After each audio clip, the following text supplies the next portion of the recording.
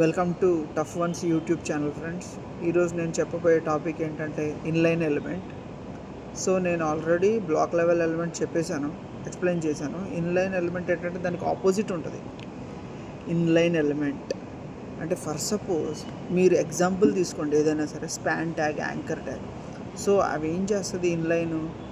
So అది దాని యొక్క రిక్వైర్డ్ విడ్త్ తీసుకుంటుంది. స్పాన్ ట్యాగ్లో మీరు బ్యాక్గ్రౌండ్ కలర్ బ్లూ పెడితే ఆ రిక్వైర్డ్ విడ్త్ తీసుకుంటుంది. ప్లస్ అది సేమ్ లైన్లో వస్తుంది. 2 స్పాన్లు రాస్తే పక్కపక్కన వస్తాయి. బ్లాక్ లెవెల్ లాగా నెక్స్ట్ లైన్ రాదు.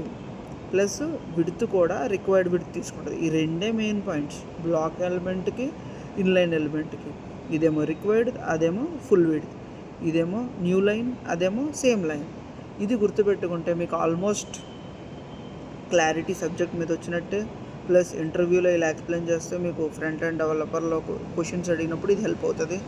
సో మీరు నెక్స్ట్ నేను చెప్పబోయేది ఏంటంటే డిస్ప్లే. నెక్స్ట్ అంటే ఏదైతే టఫెస్ట్ క్వశ్చన్స్ నేను మీకు ఎక్స్ప్లెయిన్ చేస్తానో ఇది సబ్స్క్రైబ్ చేసుకోండి. ఇది మీకు చాలా హెల్ప్ అవుతుంది. నాకు ఇంటర్వ్యూలో అడిగారు, సో మీకు కూడా అడగొచ్చు. Thank you.